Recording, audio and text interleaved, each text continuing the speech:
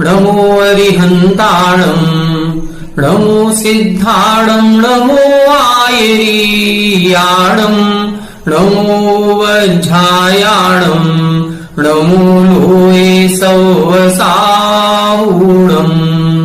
मोक्षमार्गस्य नेतारम् वेत्तारम् कर्मभूभृताम् ज्ञातारम् विश्वतत्त्वानाम् वंदे तत्गुणलब्धये।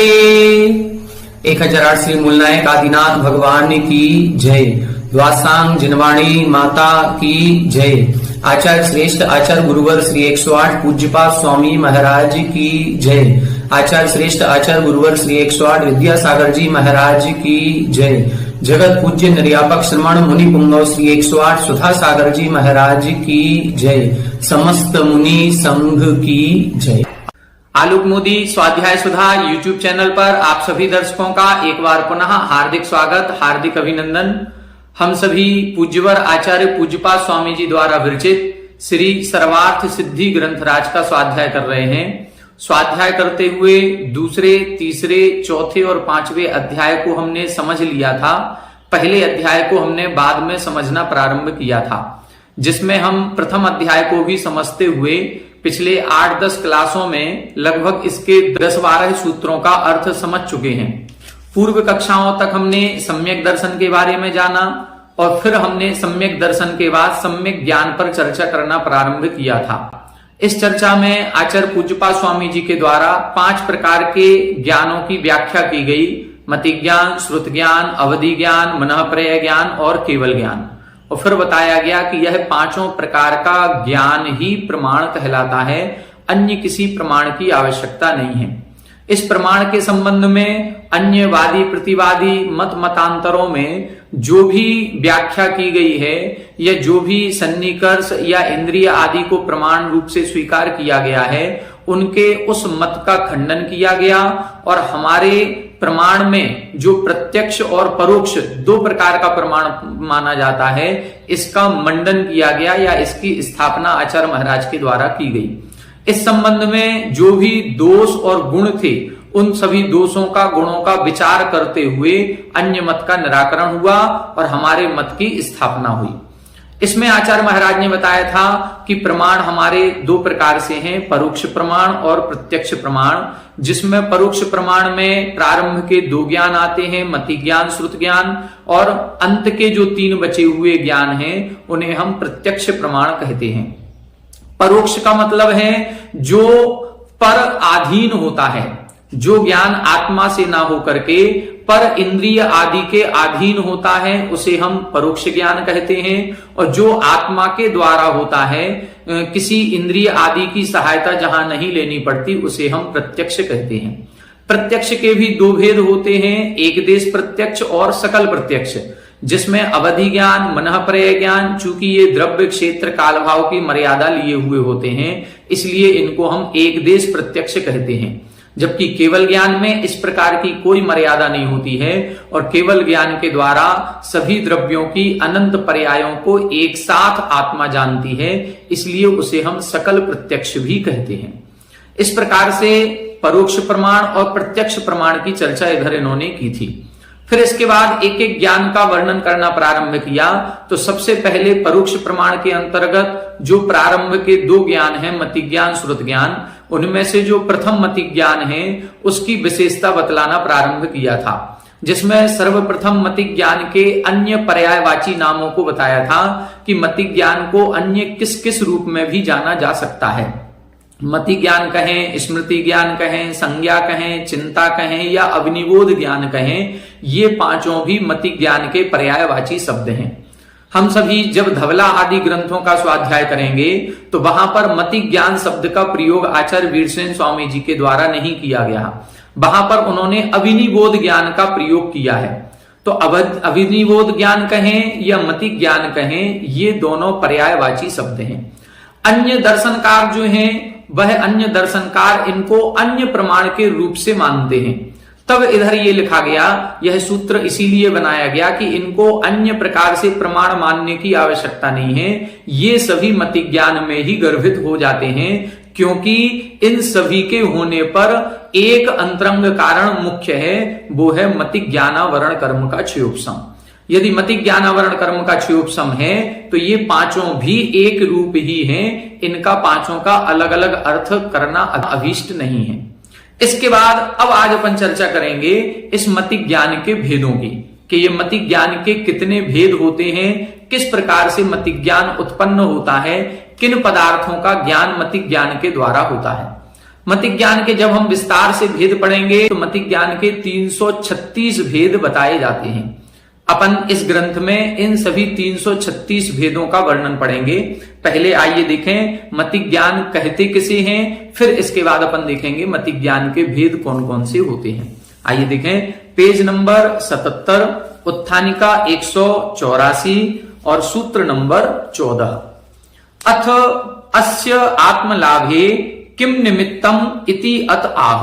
यहां बता रहे हैं अस्य आत्मलाभे, इस मति ज्ञान के आत्मलाभे मतलब इस मति ज्ञान का हमको लाभ हो, यह मति ज्ञान हमको भी प्राप्त हो, इसके लिए किम निमित्तम, निमित्त क्या होता है, कैसे मति ज्ञान होता है, उसमें क्या क्या कारण होते हैं, उसका ज्ञान कराने के लिए अगला सूत्र लिख रहे हैं।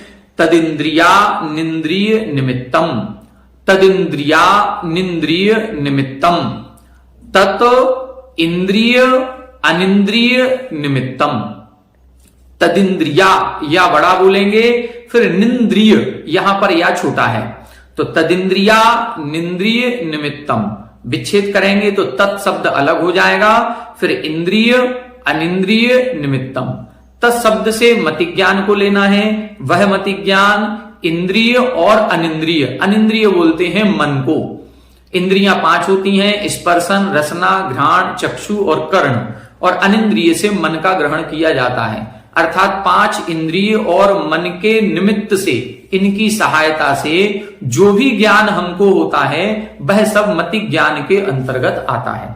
185 नंबर देखें, इंदतीति इंद्र आत्मा। इसकी ये इंद्र शब्द की व्युत्पत्ति कर रहे हैं। पहले सूत्र में इंद्रिय शब्द दिया है, तो इंद्रिय शब्द से क्या तात्पर्य है वो बता रहे हैं। तो इंद्रिय शब्द इंद्र से बना है, और इंद्र शब्द का अर्थ क्या है, इंद्र शब्द का अर्थ है आत्मा। इंद्र शब्द की व्युत्पत्ति क्या होगी, तो इंदतीति इंद्र। इंदत, इंदति का मतलब होता है जो आज्ञा देता है, जिसका ऐश्वर्य होता है, जो वैभवशाली है, ऐसा इंद्र कहलाता है। और ऐसा वैभवशाली कौन है, हमारी आत्मा। तो इंद्र शब्द का तात्पर्य हो गया आत्मा से। तस्य ज्ञा स्वभावस्य तदावरण क्षयोपशमे सति स्वयं अर्थान ग्रहीतुम असमर्थस्य यत् अर्थोपलब्धि लिंगम तत् इंद्रस्य लिंगम इंद्रियम इति उच्यते। इंद्रिय शब्द किसे कहते हैं, इंद्रस्य लिंगम इंद्रियम। जो इंद्र के पहचान का चिन्ह है उसे इंद्रिय कहते हैं। लिंग किसे कहते हैं, लिंग से पहचान होती है, जिससे हम पहचान करते हैं। जैसे अपन बोलते हैं स्त्रीलिंग, पुल्लिंग, नपुंसक लिंग, तो जिससे हमें स्त्री होने का पता चलता है, ये स्त्री है, ये पुरुष है, ऐसे उस पहचान के चिन्ह को हम लिंग कहते हैं। तो इंद्रस्य लिंगम, आत्मा की पहचान जिससे होती है उसे हम इंद्रिय कहते हैं। अब क्या बता रहे हैं, तस्य ज्ञा स्वभावस्य, वह आत्मा कैसी है, ज्ञा स्वभाव वाली है। मतलब आत्मा का स्वभाव ज्ञान करना है। ज्ञान स्वभावी आत्मा होने पर भी तदावरण क्षयोपशमे सति, और उस ज्ञानावरण कर्म के क्षयोपशम होने पर भी स्वयं अर्थान ग्रहीतुम असमर्थस्य, वह आत्मा पदार्थों का ज्ञान करने में असमर्थ है। क्या कह रहे हैं, आत्मा है, ज्ञान स्वभावी है, ज्ञान गुण आत्मा का है, ज्ञान से ही पदार्थों को जाना जाता है, लेकिन फिर भी वह आत्मा ज्ञानावरण कर्म का क्षयोपशम होने पर भी पदार्थों को डायरेक्ट नहीं जान सकती। कैसे जानेगी, यत अर्थ उपलब्धि लिंगम तत् इंद्रस्य लिंगम इंद्रियम इति उच्यते। अब हम आत्मा से डायरेक्ट नहीं जान सकते हैं, डायरेक्ट नहीं जानेंगे तो किसी ना किसी का सहारा लेना पड़ेगा। तो जिसका सहारा लिया जाता है उसे इंद्रिय कहते हैं। क्या लिख रहे हैं, यत अर्थ उपलब्धि लिंगम, जो पदार्थों की उपलब्धि यानी पदार्थों का ज्ञान करने में लिंगम यानी कारण है, तत् इंद्रस्य लिंगम अर्थात वह आत्मा का चिन्ह इंद्रियम इति उच्यते, उसे हम इंद्रिय कहते हैं। मति ज्ञान की परिभाषा बता रहे हैं, तो मति ज्ञान इंद्रिय अनिंद्रियों के सहायता से उत्पन्न होता है। अवधि ज्ञान मन प्रत्यय ज्ञान आत्मा से होता है। तो जब आत्मा से होगा उसमें फिर इंद्रिय अनिंद्रिय की सहायता नहीं लेनी, लेकिन फिर भी हमारी जो ज्ञान स्वभावी आत्मा है, आत्मा का ज्ञान गुण है, फिर भी वह आत्मा डायरेक्ट सीधा पदार्थों का ज्ञान करने में असमर्थ है। जब असमर्थ होगी तो फिर किसी ना किसी का सहारा लेगी।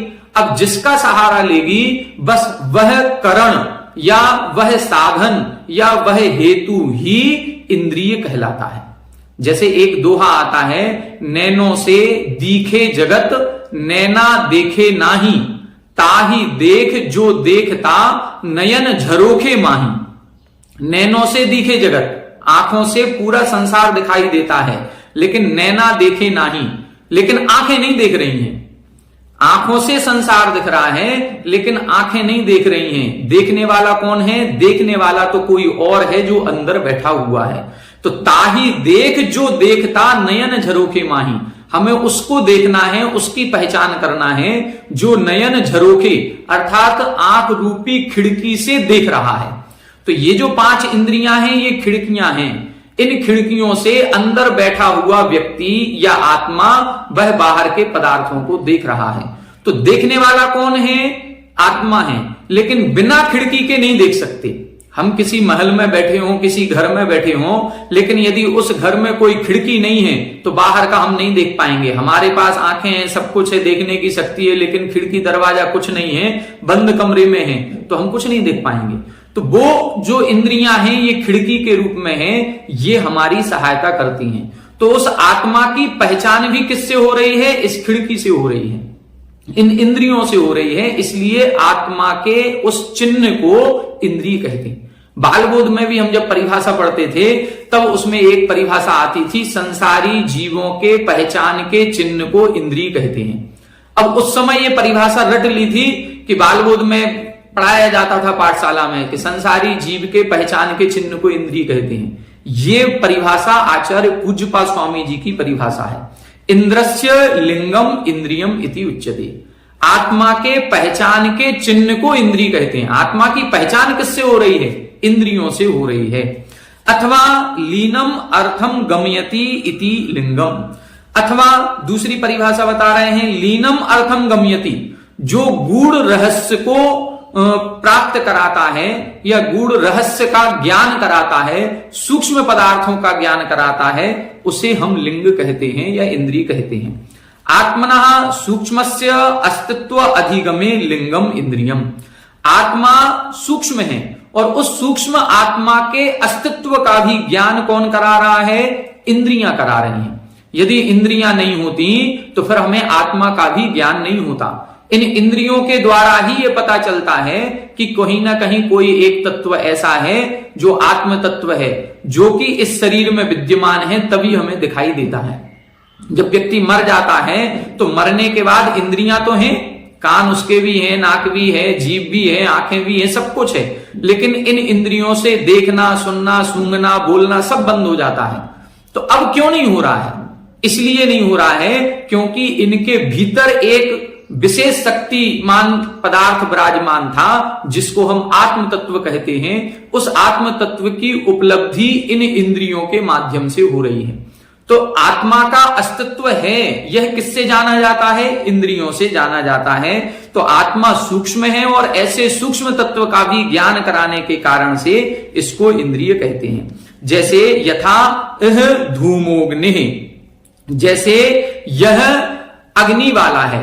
दूर से एक पर्वत है, हम पर्वत के बहुत दूर नीचे खड़े हुए हैं और पर्वत से धुआं उठ रहा है।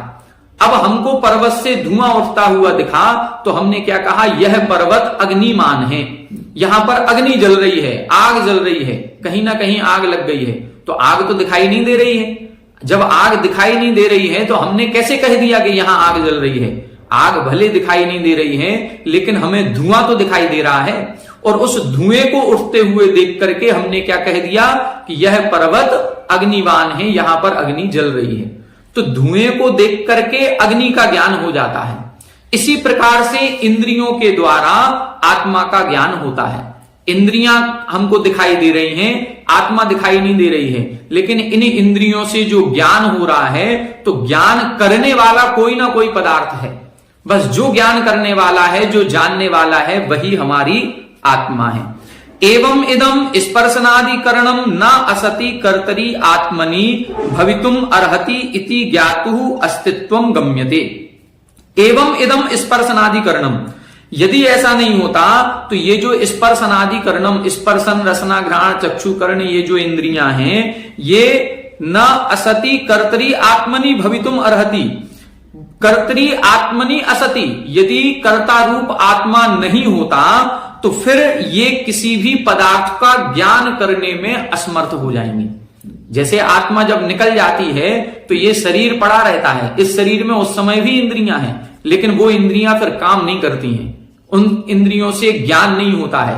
क्यों? क्योंकि ज्ञान करने वाला जो आत्मा था वो तो चला गया। तो इंद्रियों के द्वारा ही उस ज्ञान करने वाली आत्मा का पता चलता है, इसलिए यह इंद्रियां सूक्ष्म पदार्थ का ज्ञान कराती हैं, आत्मा के अस्तित्व का ज्ञान कराती हैं। अथवा इंद्र इति नाम कर्म उच्यते। दूसरा इंद्र की परिभाषा क्या बता रहे हैं? इंद्र को नाम कर्म भी कहते हैं। इंद्र का एक अर्थ तो बता दिया आत्मा, दूसरा इंद्र शब्द का अर्थ बता रहे हैं नाम कर्म। तेन सृष्टम इंद्रियम इति, और उस नाम कर्म के उदय से जिसकी रचना होती है उसे हम इंद्रिय कहते हैं। तत् स्पर्शनादि उत्तरत्र बक्ष्यते, ये जो स्पर्शनादि इंद्रियां हैं इनको हम उत्तरत्र बक्ष्यते, यानी आगे आने वाले समय में, जैसे दूसरे अध्याय में इंद्रियों का इन्होंने वर्णन किया है, हम सभी पढ़ चुके हैं, तो आगे आने वाले सूत्रों में, आगे आने वाले अध्यायों में उसका हम वर्णन करेंगे। 186 अनिंद्रियम मनः अंतःकरणम इति अनर्थांतरम। इंद्रियों का वर्णन तो इन्होंने कह दिया, हम आगे करेंगे। अब अनिंद्रिय की चर्चा कर रहे हैं, तो अनिंद्रियम मनः, अनिंद्रिय मन को कहते हैं, अंतःकरणम इति अनर्थांतरम।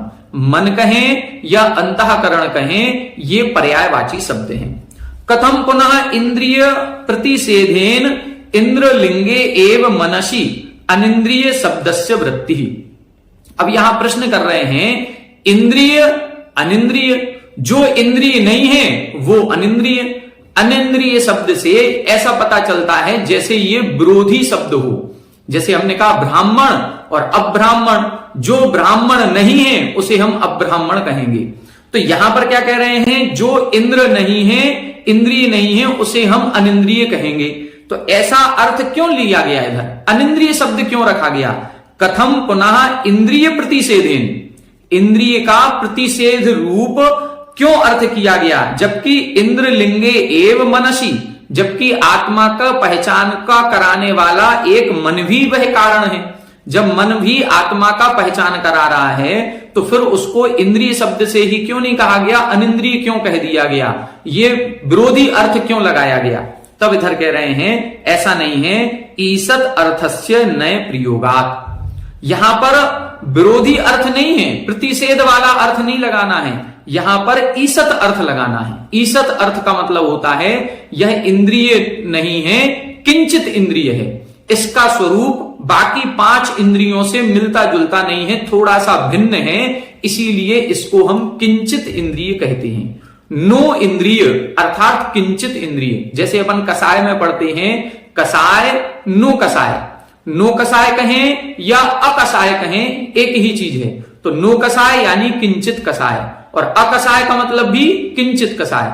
क्रोध मान माया लोभ ये मुख्य कसाय हैं, इनके द्वारा जितने कर्मों का बंध होता है, हास्य रति अरति के द्वारा उतने कर्मों का बंध नहीं होता, इसलिए उनको अकसाय कहा जाता है। इसी प्रकार से इधर इंद्रियों जैसा स्वरूप मन का नहीं होता है, इसलिए उसको अनिंद्रिय शब्द से कहा गया है, किंचित इंद्रिय जो है।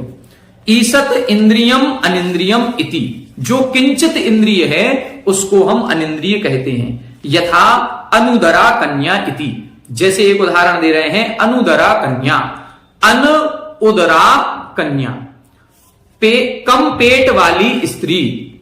देखें यहां जो उदाहरण दिया है, जब कोई महिला गर्भवती होती है तो उसको बोला जाता है उदरा कन्या, पेट वाली स्त्री। लेकिन जब कहीं कोई लड़की या कोई महिला गर्भवती नहीं है तो उसको बोलते हैं अनुदरा कन्या, मतलब यह अभी गर्भवती नहीं है। तो यहां पर अनुदरा, अनुदरा का मतलब ये नहीं है कि पेट से रहित वाली स्त्री, कि ऐसी स्त्री जिसका पेट ही नहीं है, ऐसा नहीं है। पेट से रहित नहीं बोलना है, कम पेट वाली स्त्री, अर्थात वह गर्भवती नहीं है, इस अर्थ में अनुदरा शब्द का प्रयोग होता है। तो जैसे उदरा, अनुदरा, उदरा यानी बृहद पेट वाली, बड़े पेट वाली स्त्री, गर्भवती स्त्री, और अनुदरा का मतलब है किंचित, ईसत पेट वाली स्त्री। इसी तरह से इंद्रिय और अनिंद्रिय में लगाना है। इंद्रिय का मतलब पांचों इंद्रियां और अनिंद्रिय का मतलब किंचित इंद्रिय। इमानी इंद्रियाणी प्रतिनियत देश विषयाणी कालांतर अवस्थायिनी च न तथा मनः इंद्रस्य लिंगम अपि सत प्रतिनियत देश विषयम कालांतर अवस्थायी च। क्या बता रहे हैं? इमानी इंद्रियाणी, ये जितने भी पांचों इंद्रियां हैं, ये पांचों इंद्रियां तो प्रतिनियत देश विषयाणी, जो प्रतिनियत कहीं स्थित पदार्थ हैं, उन सभी पदार्थों को विषय करती हैं। कालांतर अवस्थायिनी, अन्य काल में भी स्थित रहती हैं, लेकिन न तथा मनः, लेकिन ऐसा मन नहीं है। इंद्रस्य लिंगम अपि, इंद्र का लिंग होने पर भी, आत्मा की पहचान का कारण होने पर भी यह मन इंद्रियों के समान नहीं है। इंद्रियां तो प्रतिनियत देश में, प्रतिनियत काल में विषयों को ग्रहण करती हैं, लेकिन मन किसी भी प्रतिनियत विषय को ग्रहण नहीं करता है, कालांतर में अवस्थित नहीं रहता है, इसलिए इसको ऐसा कहा गया है। क्या मतलब? मतलब यह है कि इंद्रियों से हम जिस पदार्थ का ग्रहण कर रहे हैं ये मूर्तिक पदार्थ ही होते हैं, लेकिन मन के द्वारा हम अमूर्तिक पदार्थों का भी, जो पदार्थ उपस्थित नहीं है उनका भी चिंतन कर सकते हैं, मनन कर सकते हैं, सोच सकते हैं। तो प्रतिनियत देश में स्थित होने पर भी इंद्रियां जानेंगी, लेकिन मन को उस देश में स्थित होने की जरूरत नहीं है। इंद्रियों के द्वारा हम यहां ललितपुर में स्थित हैं, तो यहां जिस कमरे में बैठे हैं वहीं के हम सामने देख पाएंगे, लेकिन मन के द्वारा तो यहीं बैठे बैठे हम शिखर जी भी पहुंच सकते हैं। आंखों से शिखर जी पहुंचना पड़ेगा तब दिखेगा, लेकिन मन के द्वारा हमें शिखर जी पहुंचने की जरूरत नहीं है, यहां बैठे बैठे भी हमें शिखर जी का स्मरण हो सकता है। तो यहां मन के द्वारा प्रतिनियत देश की आवश्यकता नहीं है, किसी पदार्थ की आवश्यकता नहीं है, ये कल्पना करके भी बिना वहां पहुंचे भी ज्ञान कर सकता है। 187 नंबर, तद अंतःकरणम इति च उच्यते। इस मन को अंतःकरण भी कहते हैं। क्यों कहते हैं? गुण दोष विचार स्मरण आदि व्यापारे इंद्रिय अनपेक्षत्वात् चक्षु आदिवत वही अनुपलब्धेश्च अंतर्गतम करणम अंतःकरणम इति उच्यते।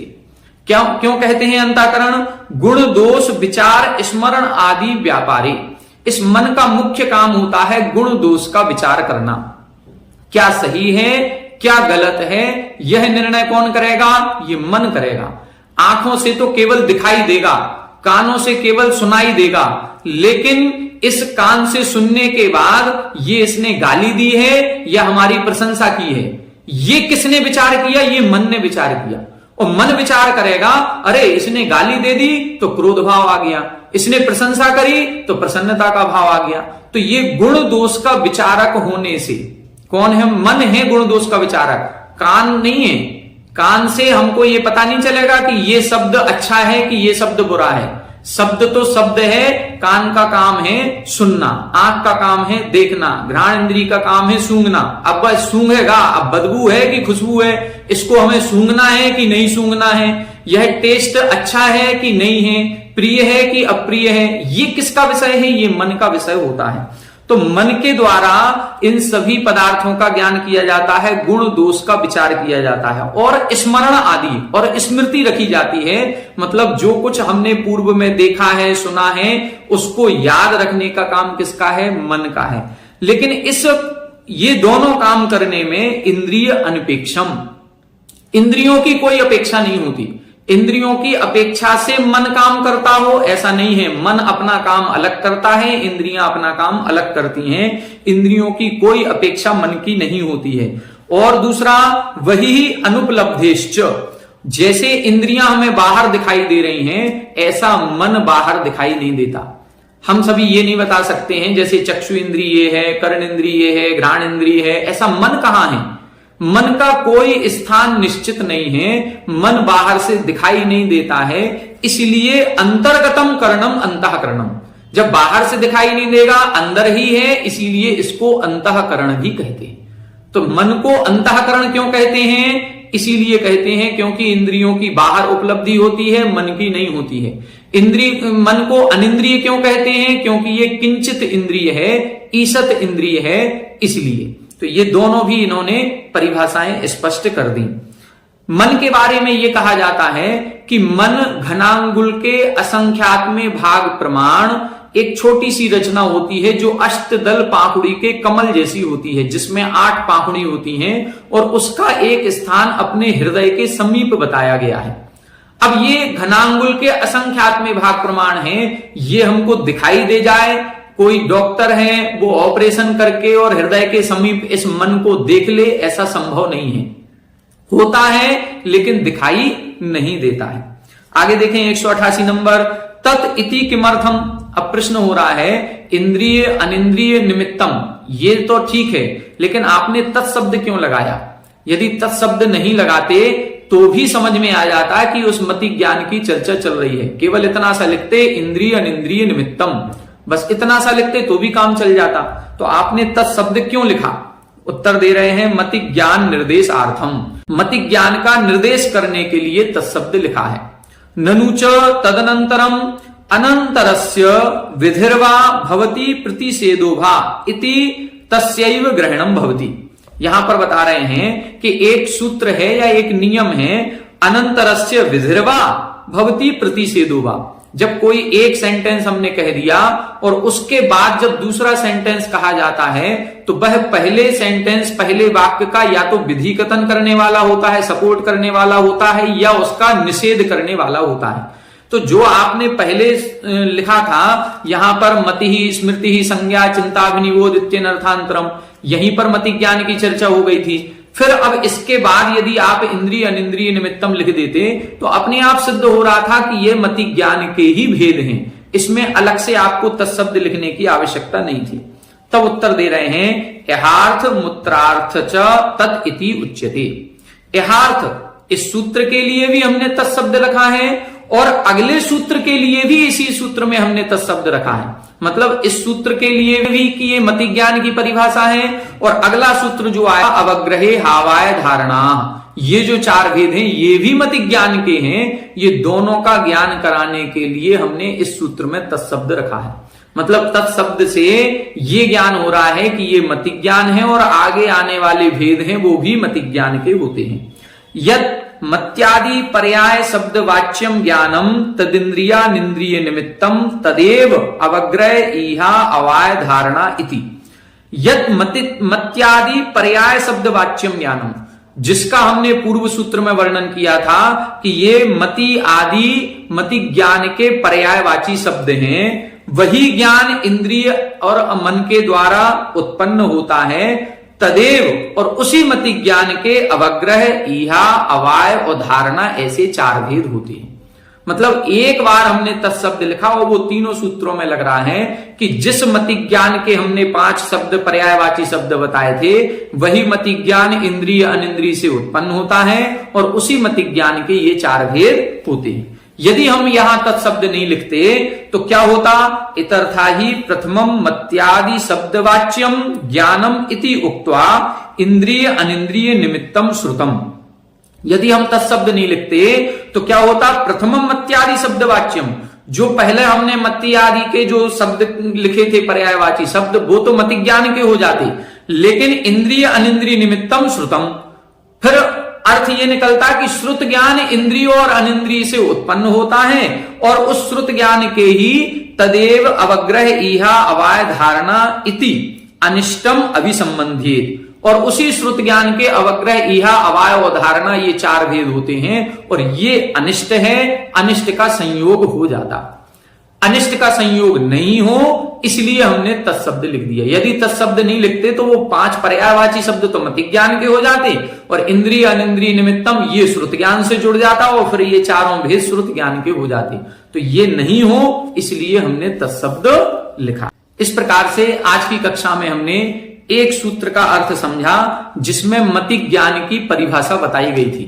मतिक ज्ञान किसे कहते हैं, कैसे यह उत्पन्न होता है, इंद्रियां क्या हैं, अनिंद्रिय क्या है, अनिंद्रिय को अनिंद्रिय क्यों कहा गया, इंद्रिय का प्रतिषेध रूप अर्थ क्यों किया गया।